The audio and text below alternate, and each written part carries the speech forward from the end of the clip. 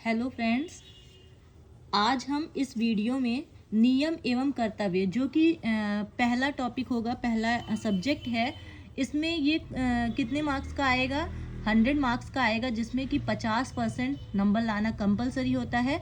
और ये 3 घंटे का पेपर होगा, जिसमें कि कुछ टिप्पणी भी पूछी जाती हैं। 5 में से 4 करने को आ जाएगा, 6 में से 5 करने को आ जाएगा। और कुछ ये वो टॉपिक्स हैं जो कि बहुत ही इंपॉर्टेंट हैं, जिससे बड़े क्वेश्चन भी पूछे जा सकते हैं, छोटे क्वेश्चन भी पूछे जा सकते हैं। वो सभी निचोड़ में लेके आई हूँ, जो कि अभी तक पूछे गए हैं और परीक्षा की दृष्टि से बहुत ही ज़्यादा महत्वपूर्ण है। बहुत ही सरल तरीके से और बहुत ही शॉर्टकट वे में बताएंगे और समझाने का पूरा प्रयास करेंगे कि किस टाइप से लिखना है। ठीक है, जैसे कि पहला जो है वो कृषि वर्ष। ठीक है, कृषि वर्ष क्या होता है? जब हम फसल को बोते हैं, उसका विकास होता है, और क्या होता है? कटाई होती है। सभी को पता होगा, बोते हैं, फिर उसका विकास होता है, फिर उसकी कटाई होती है। यानी इस पूरे जीवन चक्र को क्या कहते हैं? ये फसल की जीवन चक्र है, जो कि किससे संबंधित होता है? कृषि वर्ष से संबंधित होता है।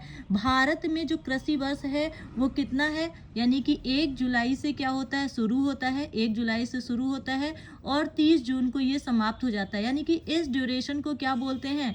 कृषि वर्ष या फसली वर्ष कहते हैं। ठीक है, भारत में कृषि वर्ष मुख्य रूप से मानसून पर निर्भर करता है। यानी कि देखा होगा, अगर मानसून नहीं आता है तो फसल बर्बाद हो जाती है। तो ये क्या होता है? मानसून पर निर्भर करता है, जिसमें कि 2 प्रमुख फसलों में, मौसमों में बांटा गया है। ठीक है, इसे जो कृषि वर्ष है 2 मुख्य मौसमों में बांटा गया है। पहला होता है खरीफ। खरीफ पता होगा कि खरीफ क्या होता है? खरीफ फसल में जैसे धान आता है, मक्का आता है, बाजरा आता है। और रबी की फसल में क्या आता है? गेहूं आता है, चना आता है, सरसों आता है। यही सारी लगभग फसलें जो होती हैं शामिल होती हैं। ठीक है, तो इसका टाइम पीरियड याद रखिएगा, 1 जुलाई से 30 जून ये कृषि वर्ष होता है। यानी कि बोने से लेकर ये काटने तक सारी प्रोसेस जो होती है वो इससे रिलेटेड होती है। ठीक है, सीमा चिन्ह के बारे में जान लेते हैं। सीमा चिन्ह क्या होते हैं? ये क्या होते हैं? स्थायी चिन्ह होते हैं, जो कि किसी भूमि या ये क्या होते हैं? स्थायी चिन्ह होते हैं। ठीक है, ये जैसे कि भूमि है।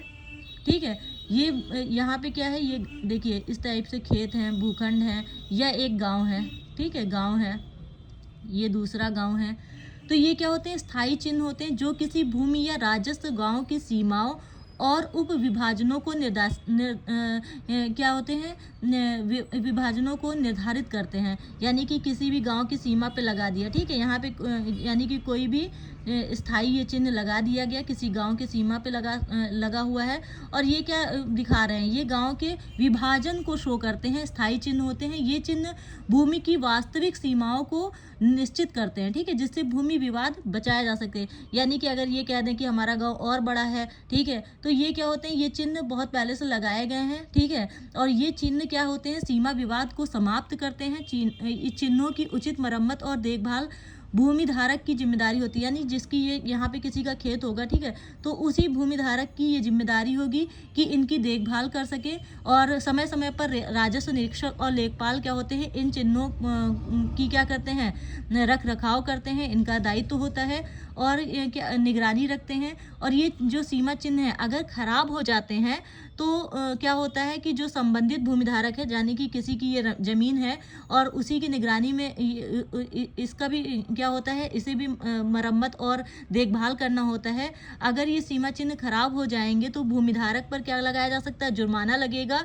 और क्या हो सकता है? जुर्माना लगेगा और मरम्मत का खर्च भी वसूला जा सकता है। अगर ये इसको किसी ने तोड़ दिया तो क्या हो सकता है? इस पे जुर्माना लगेगा, इसका मरम्मत कराना पड़ेगा। जो भी खर्चा होगा वो क्या किया जाएगा? इसी भूधारक से वसूला जाएगा। ठीक है, तो ये स्थायी चिन्ह होते हैं, याद रखिएगा। सीमांत कृषक क्या होते हैं? सीमांत कृषक वो किसान होता है, देखिए, सीमांत कृषक जो होता है वो किसान होता है जिसके पास में 1 हेक्टेयर से कम भूमि होती है। ठीक है, ये क्या होते हैं? खेती करते हैं और इनके पास जो होती है भूमि पट्टे पे लेते हैं, ये भूमि पट्टे पे लेते हैं। और जो सीमांत कृषक होते हैं ना, इनके पास बहुत ही कम संसाधन होते हैं। इनको बहुत सारी चुनौतियों का सामना करना पड़ता है, बहुत सारी चुनौतियों का सामना करना पड़ता है, जैसे कि गरीबी हो गई, भुखमरी हो गई, इस टाइप की समस्याओं का सामना करना पड़ता है। और इनको जीवन चलाने के लिए ना कृषि के अतिरिक्त मजदूरी भी करनी पड़ती है और अन्य गतिविधियों पर निर्भर रहना पड़ता है। यानी कि सीमांत कृषक जिनके पास 1 हेक्टेयर से कम भूमि होती है।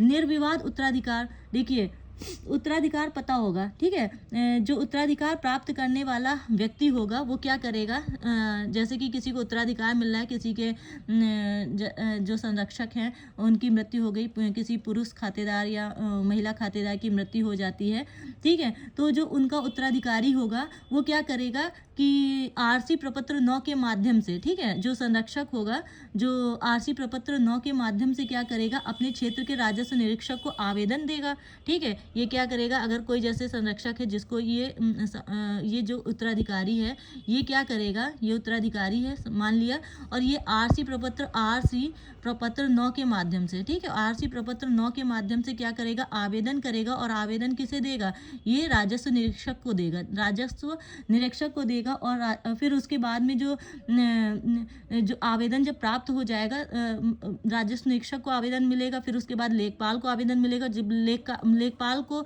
आवेदन मिल जाएगा तो वो क्या करेगा, आवेदन की 100% अभिलेखीय जांच करेगा, स्थलीय जांच करेगा, और क्या करेगा, भौतिक सत्यापन करेगा, जाके देखेगा, ऐसा वहाँ पता लगाएगा कि जो इनका उत्तराधिकारी जो भी जैसे ए हैं, ए के अगर उत्तराधिकारी बी हैं तो देखेगा कि ये बातें सत्य हैं, जो भी आवेदन में हैं वो बातें सत्य हैं कि नहीं हैं, जो सह खातेदार हैं वो सहमत हैं कि नहीं है, सह खातेदारों से क्या करेगा, प्रपत्र लेगा। और यदि सभी पक्ष जो होते हैं सहमत होते हैं तो प्रकरण क्या होता है, अविवादित मानते हुए लेखपाल अपनी जांच, आख्या और संस्तुति सहित राजस्व निरीक्षक को भेज देता है। राजस्व निरीक्षक भी अपनी जांच करवाता है और संतुष्ट हो जाने पे क्या करता है, प्रकरण को अविवादित टिप्पणी के साथ तहसीलदार को भेज देता है। इसी को क्या बोलते हैं, निर्विवादित उत्तराधिकार बोलते हैं, ठीक है। अब आते हैं किसान बही क्या होता है। किसान बही यानी कि एक ये सरकारी दस्तावेज होता है, एक टाइप का क्या होता है, ये पासबुक होता है, ठीक है। क्या होता है, पासबुक होता है जिसमें किसानों की भूमि के स्वामित्व लिखा होता है, किसानों की भूमि का स्वामित्व लिखा होता है, और भी संबंधित जानकारी रिकॉर्ड होती है। यानी कि उत्तर प्रदेश में किसान के पास कितनी जमीन खेती योग्य है, ठीक है, खेती योग्य जमीन का विवरण होता है, खेती योग्य जमीन कितनी है, ठीक है। और इनके पास इनका भू राजस्व कितना है, ठीक है। इन सभी की जानकारी किस में होती है, इस किसान बही में होती है। ये एक टाइप की पासबुक टाइप की होती है, देखिएगा पूरा अभी भी लोगों के पास में होगी। तो ये क्या होता है, एक सरकारी दस्तावेज होता है। उत्तर प्रदेश में किसानों के पास कितनी खेती योग्य जमीन है, वह कितनी जमीन का मालिक है, ठीक है, और उसका भू राजस्व कितना है, इसके लिए 1992 में, ठीक है, 1992 में किसान बही योजना की शुरुआत की गई, ठीक है। इस दस्तावेज में किसान की खेती योग्य भूमि की मात्रा होती है, उसका विवरण होता है, जिससे कि क्या हो सके, अगर किसान को लोन लेना हो, ऋण लेना हो तो उन सरकारी योजनाओं का लाभ उठाने में उनको मदद मिलती है, ठीक है। ये पासबुक टाइप की होती है। फिर बाग भूमि देखिए क्या होती है। बाग भूमि ये कृषि भूमि का ही एक प्रकार होता है, जिसका उपयोग मुख्य रूप से बागवानी या फलदार वृक्षों का रोपण करने के लिए किया जाता है। यानी कि यहाँ पे वही पौधे, यहाँ पे क्या होंगे, फलदार वृक्ष लगाए जाएंगे, बागवानी वाले और फलदार वृक्ष लगाए जाएंगे। देखिए क्या होता है, बाग के लिए यह आवश्यक है कि वृक्षों को इस प्रकार लगाया जाए कि वृक्षों के रोपण एवं उत्पादन में किया जाता है। बागों के लिए यह आवश्यक है कि वृक्षों को इस प्रकार लगाया जाए कि जो भूमि का प्रयोजन है वो किसी अन्य कार्य में ना हो सके। यहाँ पे वृक्ष लगाए गए हैं तभी इसको बाग कहा जाएगा जब यहाँ पे कोई अन्य प्रयोजन ना किए जा रहे हों, ठीक है, कोई अन्य प्रयोजन ना किए जा रहे हों। ये नहीं है कि पेड़ भी लगा दिए और कृषि भी कर रहे हैं। अगर कृषि कर रहे हैं साथ में तो वो बाग भूमि नहीं होगी, ठीक है। केवल और केवल जो वृक्ष लगाए जाएंगे, ठीक है। ये जैसे बहुत सारे लोग होते हैं जो खेती ये जो जैसे खेती कर रहे हैं और उसकी बाउंड्री पे, मेड़ पे क्या करते हैं, पेड़ लगा देते हैं। तो ये नहीं है कि ये बाग कहलाएगी, बाग ये नहीं कहलाएगी, ठीक है। कभी कभी जैसे कि भूमि के बीच बीच में बरसीम वगैरह लगा देते हैं तो उससे इसका कोई मतलब नहीं होता है, ठीक है। बाग भूमि यानी कि इसमें क्या होते हैं, फलदार वृक्ष लगाए जा सकते हैं और किसी अन्य प्रयोजन के लिए ये यूज़ ना हो, ठीक है।